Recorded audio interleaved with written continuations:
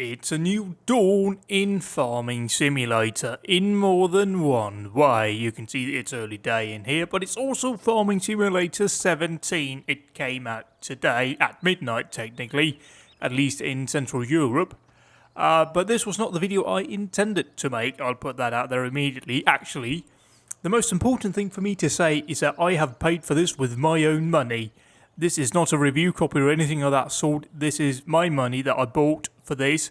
So you are getting pretty much the opinion of a person who spent money on this, not a review copy. Other than that, this was not the video I intended to make. I recorded an hour-long video earlier. I went to extract my audio when I realised that the video size was very, very small. And it was that for one simple reason. Namely, the fact that it had not recorded my screen at all. It was just a black screen.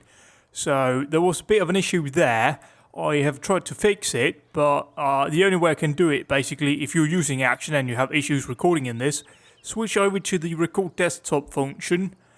It's the only way I can find out how. If you use game capture mode, where it just basically hooks into whatever game window you have open, that doesn't work. But out of the bat out here, at least, that was sort of a first impression of this video I recorded. So this is after a few hours of gameplay. We are on day 3, I do believe, and we are about to harvest one field. I have 3 fields, the starting fields. I have two or 3 pieces of extra equipment. I have the plower there, which you do need to do now periodically, unless you turn it off. I also have a fertilizer spreader, and I have a front loader and a fork for that, so we can operate the pallets. But I'll go ahead then and nip over here to the Case Exile Flow 1660, I think it's called. Oh yes it is, I should have been more cocky then. Switch the engine on, and off we go. It is the field right over there. Oh, and by the way, if this is a bit confusing for you, then it's because I'm using Track IR, which is like a head tracking system, which means that I'm basically free to look around without using any controls other than my head. I just tilt my head a bit and it moves around. It may be confusing to watch, I'm not entirely sure, I'm sorry if it is. But it really works out well. It is native support this time round, although I don't know if it's just a day 1 issue, but there certainly wasn't any profile or game profile in the Track IR software, so I have to manually set the profile whenever I launch Farming Simulator. That may be fixed later on. But we are about to harvest this field here. This field was harvested when you started the save file here. So this is the default save file on... I don't know what this map's actually called. You know, the gold place, whatever. Does this actually say anywhere? Yeah, let's see out here. Anything out here? Gold Crest Hill, I do believe it's called. And this field was already harvested. So I have cultivated it. I have sown. And I have fertilized the field. The Great Plains seeder you start out with does fertilize when you plant, so that's something to keep in mind. But this here, and I've got to just open up this thing here because this is a bit confusing for me. So I got to hold down here. So we've got to unfold the combine, and then we have to turn on the combine, which doesn't mean that I'm turning it on, as in the engine. It's just that thing here.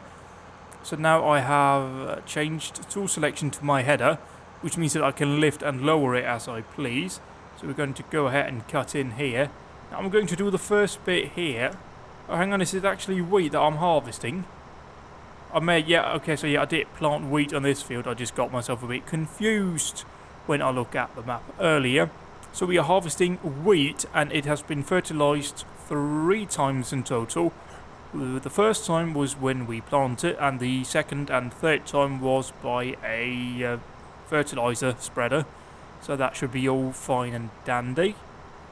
That should increase the yield with about I think it's 10% or something like that, or maybe it's 20% per fertilization. And if you plow your fields, which you have to do as default every 3rd sort of time you plant something, you have to plow it, and that gives you an additional 10% yield, as does weeding, which you need to do on the first growth stage, which I believe is the first one after you planted it. So you need to plant, let it grow once, so it just has a small stubble on the field, and then you can weed them out with a weeder. I haven't gotten to that part yet because that equipment does cost a bit of money, so I haven't just gotten to that yet. And it does appear that we are getting a lot more from this field, so I'll activate cruise control if I can work it out. They did map changes around on the controller. I'm on a 360 controller on the PC. Just a heads up for that, because I have turned off my tractor and combine a billion times by now. When I actually wanted to initiate a cruise control, I had that mapped to left bumper, right bumper and X, which in this game, holding down right bumper and pressing X stops the engine. So whenever I did that, it registered it as stopping the engine. Quite annoying, really. But pulling up here, lift up the header and we'll do a turn here. I'm also not running with a baler yet because they cost a lot of money and I don't really have that. I'm trying to play this basically as non-cheaty as possible, so I haven't given myself any secret money to start off with. So this is purely as they intended to make it. That's usually how I play these first ones. I say usually, I have been for one previous release and I did the same thing there. That was on Bjornholm.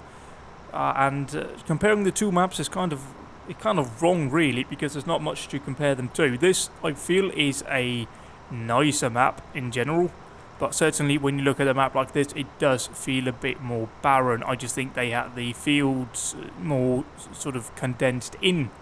I do believe this is actually a bigger map, and you do have a little town down there, but in terms of how the fields were laid out in Farming Simulator 15 was just a bit nicer in my opinion. But the overall attention to detail here is a lot nicer, and overall it is a pretty nice step forward, I have to say. I mean, the native TrackIR support is most welcome for me. Quite important, honestly, out here to have this when you play something like this, because as you can see here now, I'm actually just looking around now to see where everything is, according to where I am. It really is a lot nicer, especially when you are seeding. Now, before we get a GPS mod, I'm imagining that'll be added in again. So you're going to have to be extra careful about how you drive this thing. And having this here just means you can look around, especially when you plough and when you cultivate and when you seed. I have found that very useful. Because the plough is moving about out here. You'll see it probably a bit later on if we decide to do that here. This field does need to be ploughed. I didn't plough it because you don't start off with a plough. So I didn't do that initially. I just planted on it and pretty much got that underway. So we'll break here, nip this around again, and we are actually nearly half full. So I will need to now start to think about what we're actually going to do here, because I may, after this row here, head down and set an AI to drive this combine, and then I'll drive a tractor with a trailer, just so we have that bit of action going on. That way I can drive back and forth between the field while the harvesting is going on, just to get it all over and done with a bit quicker. The hired worker does seem to be a bit more intelligent this time round. There is a whole plethora of changes that I should probably start out by showing. This is the map in here, our pulse map, which it hasn't actually pulsed, as you can see in the background, so I'm sorry about all of the moving about that you see there. That's just what the TrackIR is picking up, but we have our fruit types here. Obviously there's a couple of new ones. Sunflowers, soybeans and poplar, they are the main ones. We also have oilseed radish. However, that is a green cover crop, so basically you plant it and then on the first growth stage you cultivate it into the soil in order to fertilise it. It's just another way of fertilising, and obviously we have grass, which has been, well, basically they have changed grass into a regular crop type, meaning that it functions like every other crop type. It also allows the AI to interact with it many different ways. There's a post on the forum on Giants about all that stuff. In here we got the prices. We have the vehicle overview. Out here again we've got maintenance costs. The reason why this is in the red is because we have owned the vehicles for a long time, so they are worn out, so we need to sell them basically. But we don't have any money, so we can't really do that. I'm trying to get rid of the loan first, just because I don't want to have that additional expense going. And then we have our income here. We have a $55,000 loan. And I do believe that I have paid off. Can we actually not see how much I have paid off? Is there not something called other? There is not, certainly not showing it here. But basically I've been trying to pay off loans out here. You can also do contracting work for other farmers, which doesn't work the way I expected it to work. You basically just get all of the equipment and present it to you with all consumables are, well, they're not really consumables, they're just permanently fill. so you don't have to think about that. It kind of doesn't really work for me, so it's not something I'm going to be doing a lot, but certainly it did help me get like lots of money. I think in like 10 or 15 minutes I managed to make like $10,000 in game. But in here's the animals, and that's a part that will be happening quite a bit later on because they have majorly overhauled this. In probably the biggest gameplay change is definitely in the animals, in all of the stuff you need to do, but I'll save that for a later point because I'm nowhere near ready to deal with that yet. Statistics, that's what we've been dealt with here. And then we go into here, general settings, and this is where we kind of get interesting because we've got colorblind mode, which I think is very nice for those that are colorblind. If you are, they have added in a mode here. I'm not colorblind, I don't know what exactly is the deal there. But we also have dynamic vehicle camera. We have, what else do we have? We've got invert Y, look, we've got switch to trains, which are left off.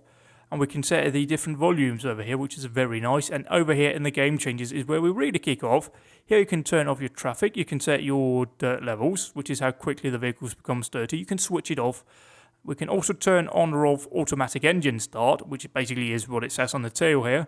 It switches the engine on or off when you get in. I had turned it off because I don't like it. Stop and go braking is basically where you brake and it immediately switches into reverse when you come to a stop. And similarly, if you're reversing and you press the throttle to stop, you immediately switch over to driving forward. I turned that off now, so whenever I brake, I basically stop and I keep being stopped until I release the brake and I press down the trigger again. So if I'm driving forward and I'm braking, it will just come to a stop and I'll have to release the brake and then press left trigger again in order to start reversing. It's just a lot nicer. I switched off all of this out here because that seems to turn off the usage, the cost involved in the helpers. So turn that off. Fuel usage is on default, which does seem to be a realistic level of fuel consumption. I have not had to refill any of my equipment yet. Plant growth is on slow. Plant withering is on. Periodic ploughing is on. And fertilizer state is 3. So I have to fertilize 3 times, as I said, in order to get the full yield. But we'll crack on down here to the end of this row. And then we'll switch around, turn this off. One of the things that if you have played Farming Simulator before, I've noticed wasn't there is the weather forecast. You can only get that by the little thing up there in the top right corner alongside the clock and your dollar count. The 1 below the clock indicates our current game speed, which is 1. Again, I can speed it up here for front and right key. Oh, we can't do that, can we? We've got to not have music going here, game. So there we go, now we're going 5 times as fast in game time, 15, all the way up to 120. But I'm keeping it on 1 whenever I do field work in order to not offset the game entirely. That's something I learned in Farming Simulator 2013. Basically, if you're working in a field and you are accelerating time, you may outgrow your own growth rate. So I had that happen in Farming Simulator 13 where I was sowing on a field and, well, one part of the field all of a sudden was in growth stage 1 and the part that I was sowing obviously was in growth stage 0. That was a bit of an issue. I will try and hold off here and I'll try and go into my New Holland 8340. We'll look behind here, we'll get rid of that thing and we'll head over to the field. I'll be driving the tractor here and the AR will be driving the combine. We'll nip through here. We have a Metaltech trailer on our behind. It's quite annoying because it is indeed a tandem, but it does have a steerable axle. I'm not a fan of that, I just don't like it at all. But, you know, costs involved in buying another one. I could do it, but really at this point, I don't really want to have all of those expenses. So now we're down here, and we are ready to set off the AI worker in our combine. So off he goes here. I'll jump into here. They'll drive at 10 miles an hour, so we can... First of all, we need to set the bloody cruise control for that, don't we? So slow this down here. Then engage this. Oh Christ, that's a bit low, isn't it? Speed it up here, and see, this is where this is nice, because I'll just look around here, and we can slow it down, so now it's coming out here, I can just bring it down here, and then I can focus over here. Actually, we need to speed it up a bit. So it's a lot easier to keep these situations under control, because you're basically just moving my head just a wee bit, but I'm looking all the way behind there, so I can actually see where I'm going, while making sure that we are actually unloading, which we are not doing here, because I moved too far away. The only slight issue that I have here is gauging the distance. I think that's one of the few things that a VR headset will actually improve, because you will have no sense of depth there. No depth perception, I think is the correct term to use. I'll pick up the speed again here. But that really is the main issue. But that's just getting accustomed to finding out, you know, your reference marks. Let's see here, we've got to bring it in a bit again. Yeah, I got a bit of wrong line down there because I'm not running perfectly straight, and he is, so we'll just tidy that up later on. And he's up here now, he's unloading this, and we might as well just nip off down to our grain storage, which is over there by the silos that you can see. I'll try and see it here. If I move over here, there you can see them. They're right over there. And another quite large game change is the fact that they are no longer infinite, meaning that there is an upper limit. I think it's 50,000 litres to start off with, and you can buy upgrades obviously onto that, so that's something to keep in mind for later on. Again, this is early on, that's not an issue for me right now, but certainly when you have larger fields, you will end up with an issue where you have more grain than you can actually store in your silo, so you'll have to basically sell it right away. Or you have to tip it anywhere, which we can do. If we open this thing here, and you can see the left control I, or if I activate my controller here, we can do it in here by holding down right bumper and left bumper. Unload here, it'll just drop it behind us, and we'll have to use a front loader to load it up back into another trailer. As far as grain, that's not really important, but it will be quite important. I've got to get it back over here, don't I, because I need to switch tip side. Yeah, that's another thing they added in. You can now change your tip side. So if I set it to grain door, I'll switch to third person for this thing. The grain door is the... Whoopsies, yeah. See again, I'm trying to use Farming Simulator 15 controls there. So if I hold down right bumper and I press here, it will unload through that little door. But if we stop doing that and we get in here... Oh, shit. And we'll go in here again, and we can go in then and just select back, for example, and press Y, then we just unload out of that. It's just a nice little thing to have, but it just adds so much control. That is pretty much what I want. And the tip anywhere is not useful here, but certainly when you get to beet and potato harvesting, that is quite important because you get a lot out of that, and really just unloading into a trailer and driving back to the farm is just going to take up too much time. And if you've been on the countryside when they've been harvesting either of those, you will have seen that they leave them in piles on the fields themselves, which is very nice.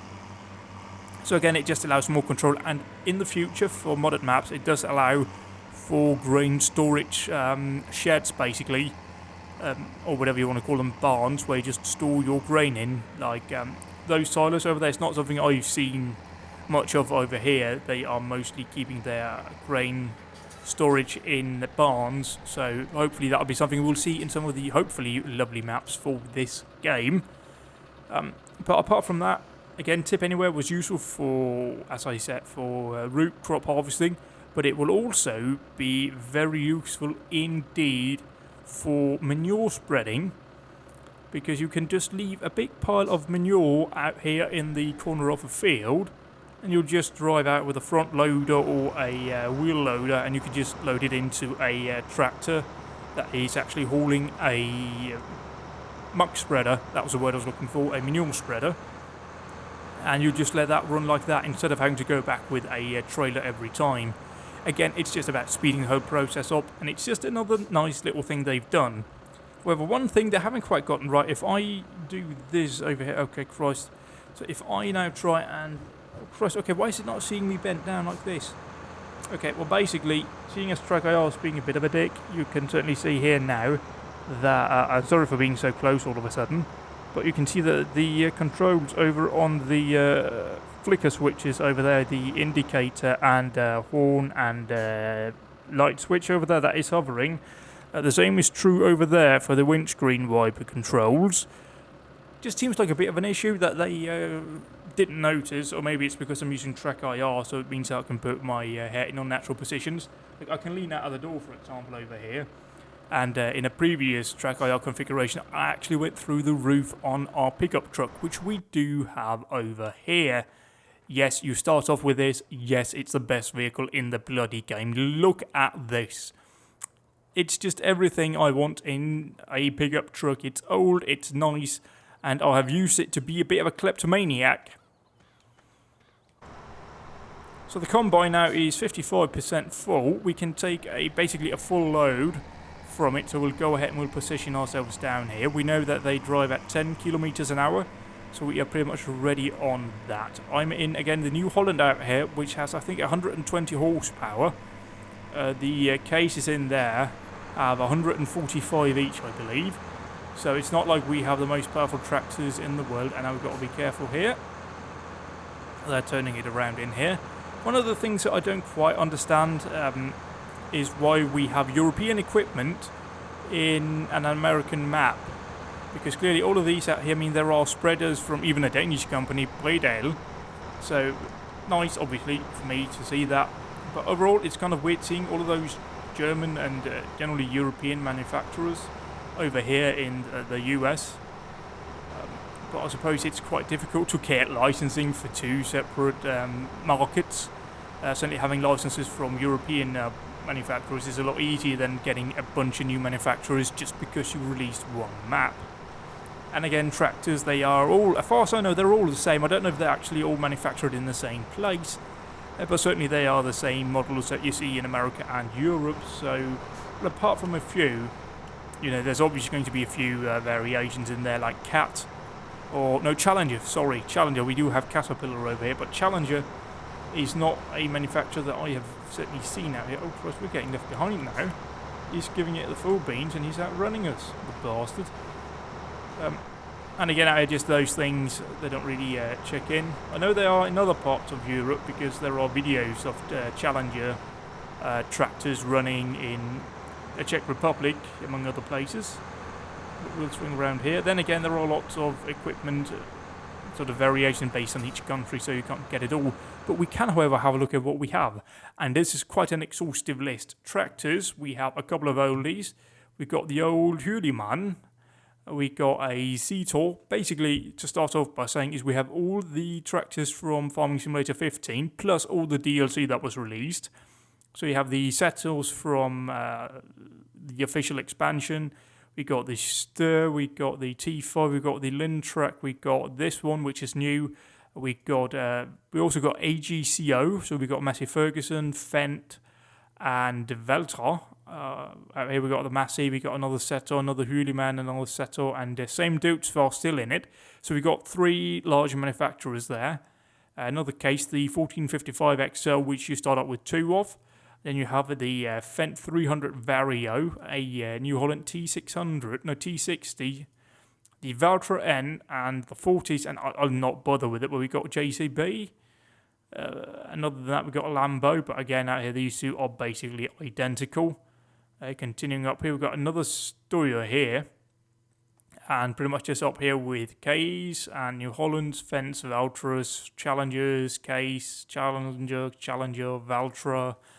And then we go out here, and front loaders, nothing out here. Trucks, we have, I think this is a Western Star, or maybe a Kenworth T800, I'm not entirely sure. And this looks certainly like a DAF, but it says Tatra. I'm not sure if it's just a rebranded DAF or if whatever it is, but, you know, it's Eastern Europe kind of equipment. We got the MAN, we all know that, VW Group, and we got the Peterbilt 389, I think. I'm rather surprised, though, that we don't actually have any Ivecos in here, given the fact that we got Case New Holland, which is part of the Fiat Group, which also owns Iveco, among many other brands. You can add in, what's the one I'm thinking of? Oh, I don't know. We go back out here. Harvesters, we have quite a few. We got the Sampo Roselnev, the starting combine in Farming Simulator 15. We got this 1660, the TC590, again a reuse from Farming Simulator 15, and the first new one, which is a Massey Ferguson. We got a Rostelmash, again Eastern European Russian brand. Another Case in here, another Rostelmash. Case, Massey Ferguson, New Holland, and two mods that has been released, and they are made by Giants. They are, as far as I can work out, they are just reskinned versions of the Massey Fergusons. And again, that is reflected in here in the headers. There are headers for the respective combine harvesters, and it's all as you expect. Forage harvesters, we have another Rostelmash. We have, quite nicely, I think, the Big X580, which is not the top of the range model.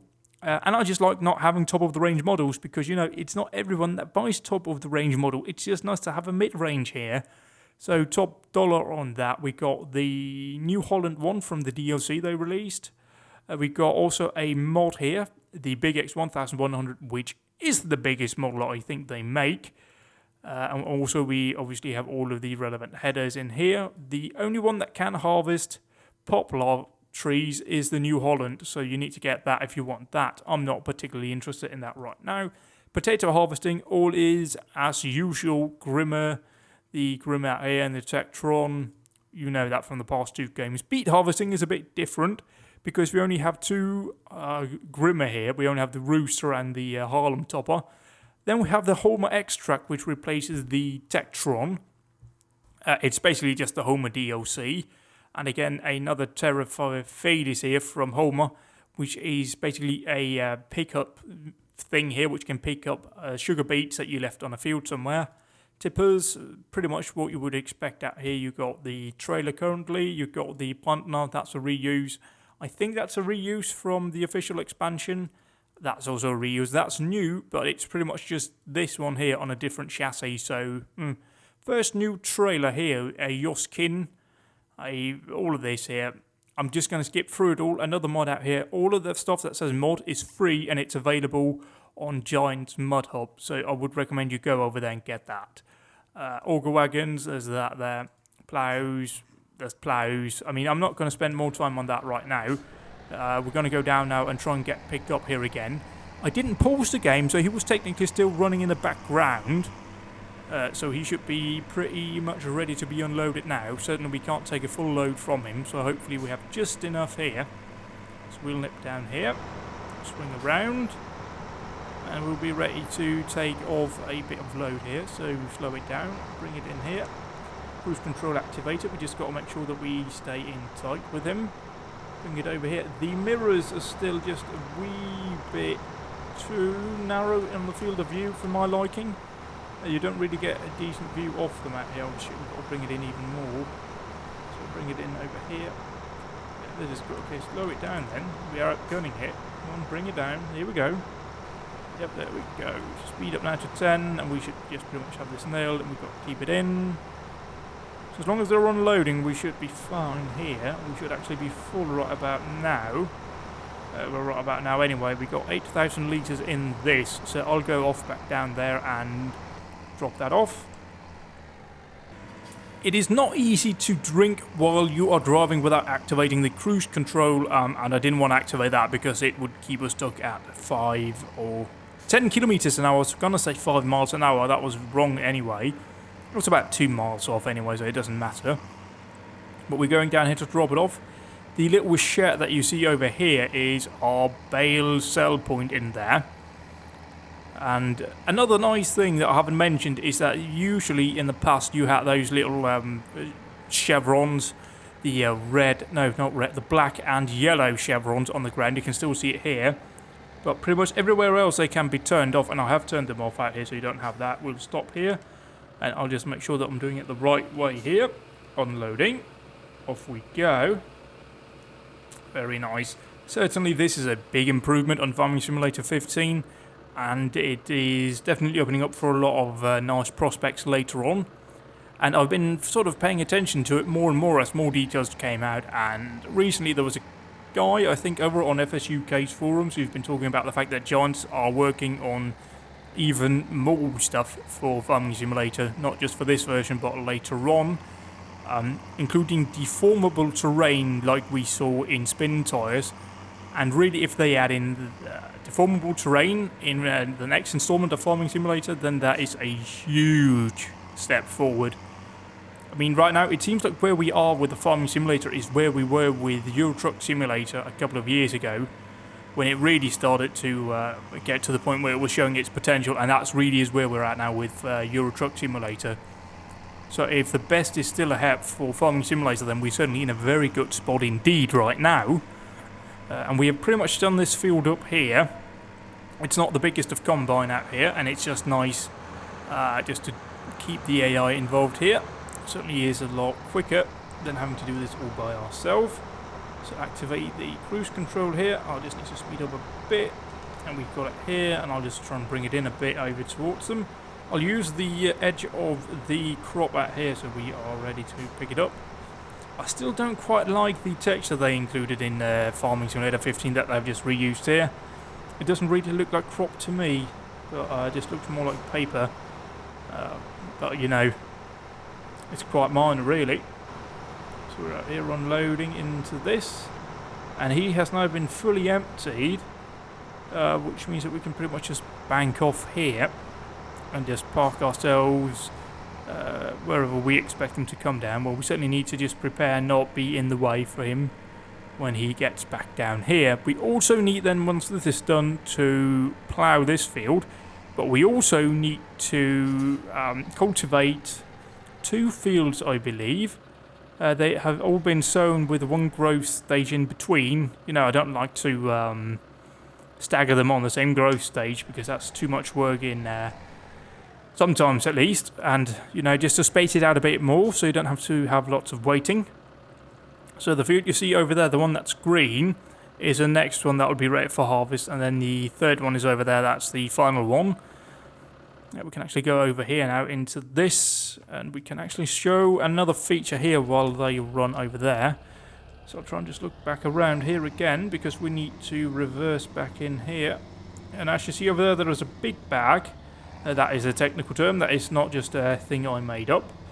And you have 3 types, I believe, of those. Certainly for farming out here, you got your seeds, which is the green one. The blue one is the one obviously up there, that's fertilizer. And you have the, what's the word I'm looking for? The liquid one over here, the tank, which is for liquid fertilizer. You know, it doesn't take a genius to work out what each of those are used for. So you pull them over ahead of the, or on top of the implement. They'll unload and rather unfortunately magically disappear. And that was the final one I had. And I don't know how to get them back to the farm, so I may have to actually buy some sort of trailer for that. I think we actually can have a look in here. We may just get some baling trailers if we go in here. Baling technology, because this one here might be the one we get. It's certainly a bit cheaper, although it does have, well, technically both do have 2 axles. I may be able to load them into the back of the pickup truck. But again, I don't really want to drive that over there because that's just 2 vehicles that I have to drive over there. So I'll just nip this thing through here and put it up over here. I'm not following the pathway because I'm a bit lazy here. But what we have growing here is soybean. And I have absolutely sweet fuck all idea about where we are according to this. Because I don't have the GPS, but I'll just check it. And I can show what it looks like out here in third person actually. That is my... No, music, we're not allowed to play that. I'm still trying to figure out how these controls work, so we go back on it here. Is it no? Don't put music on, please. Basically, what we zoom in a bit. The Model Y is very nice. Is just a step up from Farming Simulator 15, which was a big over Farming Simulator 13. All in all, to be happy about, I think. Certainly, it's a worthwhile improvement. It's actually that is high up I get. There is a mod from Giant. I think there was a tractor on that side. Anyway. There is a mod available from Giant that basically has crop destruction, so it does destroy it, so there's a reason to get the skinny tyres, the road tyres, the crop tyres, which are useful in this situation because you basically have a smaller footprint, so you destroy less crop in real life, but you would compact the ground a bit more than you normally would. I got simulated, and I definitely think the vehicle occasions, which weren't touched on at all, but as you saw down there, we had an identical track to this one, with a loader on it, and they were identical when I started the save file. You just take them to the dealer and you can modify them. Some tractors will allow you to attach front loader, what they call front loader mounts. These do, you can swap tyres, and you can also swap engines on some tractors for obviously larger or you know, less powerful, depending what you want. So that's one field. We have fertilized. I don't know if this also needs to be fertilized. Let's have a look here. But again, now that purely as far as I can see, a simulation that you have to pretty much relay. But obviously, do add in ground deformation will be a huge step because you really have to keep that in mind. If you just use skinny tires on a slightly more wheeled, for example, or ploughing, you definitely just the soil a bit. You'll compact, will make it a lot drive on. So that's why I'm just here implement with With tools for 3 wind, you can also tract vehicles out, and that again is just to dissipate ground pressure. Basically want to destroy the ground. Although technically are illegal, choose on road, at least Denmark. I don't know about the rest of the world. Not entirely sure, because the reason it's been given, about, I think it was years ago, the media during this season. It was during stuff they had focal about, so obviously kind of stuff you need to on. Truth for, the is that it'll destroy the roads. I can see that with the vehicles that use racks, but your truck surely get locked gen. I mean, I've got like a 30-ton tank on its threats. It's going to destroy the ground, but I really doubt that or vine harvesters that and tracks do any damage at all. Certainly might actually for the road because it is basically over a lot area. We have a fertilised field here. So as soon as we've done, go ahead and we'll back over on the other tractor we had up there. And we do actually be near the end. In the menu you can customize your distance, which you can see as much crop as we can here. Previously, we weren't able to see all this crop. It wouldn't have certainly looked this far. I even think I have it set the furthest away. So even increase if I wanted to, but I don't really see a need right now. So I'll go ahead now, go back into first person and park this back over where I picked it off from, which was over here. And we have to think about getting another fertilizer pallet at some point, or at least a couple. I don't know if they fit into the back of the pickup truck. So I'll lower it down, drop it off. Just pull away here, pull away and stop, get out and switch over into, oh yeah, that's nearly full, so switch the engine on here. Oh, when they're coming up for the final run down, so we'll just speed up here and we'll just nip up on the opposite side. And now with 4,000 litres of grain, this relatively low powered tractor is struggling a bit to pull up, which is great. It's like in GTA where I prefer to drive these, slightly less powerful, but oh shit, the Betty, okay, we can't do that. So we'll wait for them to pull down here, unless it will be full before it gets down. Hopefully it won't. And then we'll just basically pick them up down here. Hopefully it won't come to a stop, I'm not entirely sure though. So we definitely got a lot more grain from this field than I did from the first field that I harvested. Not surprisingly, given the fact that I have actually fertilised this one. And the first field to have a almost full yield treatment will be the third field over there. So Helper A now has a full grain tank, but he's parked up slightly inconveniently for us. So we'll have to try and get him out here. Just have to nip in here. So I'll release the AI driver, pull back, and I'll pull out here. And if I remember which button that handles, no, we need to swap in here. I forgot which one. So in here, what do we do? Nope. Out here, pipe out is left bumper and arrow down on the D-pad. So we should have our pipe coming out over there, and we should edge towards it over here-ish. And we might actually have the full trailer soon. So let's see here. Again, yep. Okay, don't drop it there. Drop it over here. Shit. Yep. Okay, we're not quite hitting it. There we are. Hitting into the trailer. So we're just unloading until it is full, basically. Although full is, I think, by the manufacturer's description and not by what you can actually fill into it. Because I don't think any farmer really just stops where the manufacturer tells you. You fill it up until you basically have it full. Not something you see here, however. So let's see, put back here and just get some bit more stacked up. See, we got plenty of room before we can't actually close the lid on it. Oh Christ, I think we had a bit of a smash there. There we are, I think we're trying to merge our wheels together. So pull forward out here. Again, the FOV on the mirrors are very, very low indeed. That is pretty much the only really thing I can complain about so far is low FOV on the mirrors.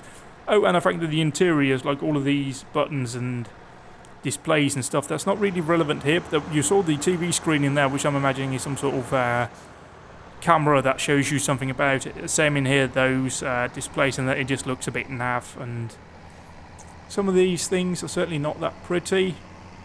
I mean, these buttons, none of this work. What it says on it, they don't respond. But really, that's just another little thing that can be added on later on down the line. Whoopsies, we locked that up, didn't we? The lighting engine has been given a major overhaul, so if I put on these rotating beacons, you can actually see that on the trailer, and also the brake light you see light up there, and that is reflected onto the ground. I don't know if you can actually see it here. It's not only on the ground but on the crops over here, so if we pull it into this here and operate, you can see it's actually lighting up. I don't know if it's showing up on YouTube, but it's definitely lighting up that, so that is a huge improvement.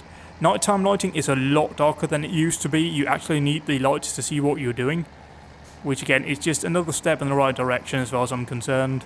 I don't want it to be full dark like in real life, but certainly it needs to be quite a remarkable difference, like in GTA. Again, just GTA referencing that because it is just the best open world game. But nipping over here, we just got to drop off this load here. The handling wise is still a bit too arcadey. I mean, you saw me there, I'm still on the 360 controller though, so I can't really fully blame that on the game. I don't know how different it is if I was using, say, a wheel. It may feel perfectly correct with a wheel. I mean, you can take something like Euro Truck Simulator, which feels very weird with a 360 controller, but is very nice with a wheel. Maybe this is the same case here. I just haven't tried it. There's too many buttons to memorize, and on the 360 controller, at least you have like the X, Y, A, and all of that.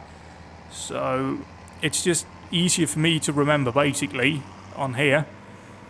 So instead of just having like 4 red buttons and 4 black buttons and 4 red buttons on the steering wheel on my G27 wheel, just confusing is the word I'm looking for there. Very confusing, because it'll just give you a button number and you have no idea what set button number is in actual situation with the wheel. So it's just a bit confusing, but we'll nip over here. I'll just nip through here. What's going on? Oh, are they at the final pass now? I think they are. Oh, bloody hell, they dropped the straw swath, didn't they? Oh, well, I mean, we don't actually have a baler, but we'll just try and parallel it here. Cruise control on. You're filling yourself out, so could you just, please unload here. Oh, Christ, I'm pulling into your path. I know, sorry. So if he sets off here, I don't think... Oh, the bastard's actually just missing out there. So we'll just have to try and parallel it here and just have it sorted by the end then. I hooked up the plough, so you can probably guess what we're about to do. We're in the case 1455, is that correct? I've got to make sure I've got the right name here. Let's zoom in. Yeah, 1455 XL, important detail there. With the plough on the back here, I think it's a 2-metre plough. I obviously won't be doing all of the ploughing now. I'll be doing some of it just to show it off. Again, out here, this is another great way of showing off Track-IR and why I think it's the most important simulation peripheral. At least for something like this. Obviously, steering wheel and pedals are more important for the more hardcore driving parts, especially racing games. But certainly this is very nice for something like this, or OMSI, or Euro Truck Simulator. Because we can just park up here. If I look around here, we will just lower the plough into the soil. There we go, and set the cruise control, and we'll go off here at the limit, and we can pretty much just try now and get it all lined up out here, and we can lean over a bit and just see down there if we need to. So we get a decent line going, and really this is super nice. Just leading over here, getting the whole thing right. I mean, obviously if you don't set it up right, your neck will pay the price basically, because you are moving your head about. I see again I missed just a wee bit there, but you know, it's the edge of the field, probably isn't that important. I'm also not a real farmer, so I can live with a couple of imperfections. Coming down though. Down here, it will take a while to do the whole field, and ploughing is always the most tedious part I find of farming simulatoring, so it is nice that we have AIs that are capable of helping out, but a plough costs like all the money we have, so I can't get one additional plough right now, although I guess I could technically sell a tractor because they are maintenance wise quite expensive, as we saw. I think the combine's actually the worst offender. But they are also the most expensive vehicle to buy in-game. Like I have one of the cheapest ones over there, and that's more than $100,000. So we can't really do much on that front. And also I really want to focus now on trying to get into animal husbandry, basically getting either the pigs or sheep or cows. That's obviously one we all remember from Farming Simulator 15 and 13, which is nice. Pigs is a new addition which you just buy and sell for food. And it does seem that lots of the improvements have been in animal husbandry, so obviously that's where you kind of want to focus out here. Yeah, but again, that kind of means we have to not buy the biggest, the baddest tractors or combines right out of the gate. Because you do need a bit of equipment. We need a forage harvester, and the cheapest one obviously is our the little Potinger Max, the one we attach at the front or back. I'm not entirely sure what you do in real life. We've seen it before. It's very small, so that's obviously one of the things I need to get. We can actually just open up the shop here and have a look at it. If we go into the forage harvesters, which is here. That's the one here. It's the cheapest one. It's obviously just 2.2 meters wide. It picks up, I believe it's maize. And then we attach that to a tractor, by the way. Not like these here. I mean, the smallest one is $275,000. That's a lot of dosh for an implement right now. You can see how much money we've got. So I'm hoping for a great demand. What do we actually have in terms of pricing in here? Let's have a look and see what we can find. No, that's our vehicle overview. So yeah, again, the Exile Flow Combine Harvester is $2,000 a day. So we could actually just have a look in our shop and see what the difference is. Let's go in that here in categories. So if we want to buy this one, for example, that's $600. That's a lot less out there. So, and that's actually, yeah, I'm actually thinking that might be worth buying. Or maybe even that, maybe even taking out a loan, because it's a lot less money. Then again, with a loan, it'll offset it all. So it's a bit of a bastard. But again, out here, again, the New Holland is the second worst defender. No, actually, it's not. That's one of the case vehicles there on 900, and then actually the second one is well out here. So if we got rid of that one there, we could probably buy something else. But price-wise, oh Christ, wheat. I've got lots of wheat. That's actually nearly full, so I need to sell that at some point. Bought the highest one we have there, and none of them are green. Annoyingly, I already sold what I have of sunflower and soybean. I got canola and barley there. So I just got to either get Maplefield Mill or get that one there, but it'll take bloody ages with my trailer, which can only carry about 8 tons. So that's quite annoying. So that's what I have to think about then, really. I mean, I've got a lot of grain there, so that will be a lot of money if I do sell it there. Hopefully we'll get a great demand relatively soonish. I'm on normal difficulty. And again, normally, again with the Track IR, I just love Track IR. I'm not paid by them or anyone, really. So we can just lean out here and look around the exhaust pipe over there, which normally would be quite annoying because you can't look around it normally. But you can here, you can just lean out and you see around it. And also, as I was talking about the actual simulation detail down here, if you look at the wheel, you can look at the, I don't know if YouTube's picking it up, but you can actually see parts of the vehicle mechanism actually turning. Just like when you are sewing or seeding, you can actually see belts and all of that moving about. So they've done a lot of work seemingly, although I don't really have that much equipment right now, so I can't say how well it is on all the equipment. But certainly the Great Plains Seeder is very nice in that regard. And I pretty much just expect it to be there because they are usually very consistent in their quality. So it is probably that way for everything. I can just reset this here, so we go back down. And up here, none of these controls work, obviously. As soon as we get further away from where they expect it to look, it does become slightly low quality. If I actually look up here and I reset Track IR, that means we're actually looking slightly down, which is what I prefer. Euro Truck Simulator does give you the option out here. They only just recently added that in a couple of months ago, so I can't really fault Farming Simulator for that. And I would imagine that Euro Truck Simulator has a couple more people working on it than Farming Simulator. Just putting it out there, because with those game changes to SCS games, you basically have 2 development teams going on that, so fair cop on that one, I think. But I have been recording now for about an hour, so I will go ahead now and basically assign another AI worker here, let him get on with it, and I think we'll end the video here. I've got to go off and find something else to do. I hope you've enjoyed this video. I'll be back probably tomorrow with more farming action. And also with a Wednesday Warrant Wednesday, actually, tomorrow. I'm a bit sleep deprived today, so if this has been slightly less coherent than normally, which is pretty fucking bad anyway, you know why. But I hope you've enjoyed it. Goodbye.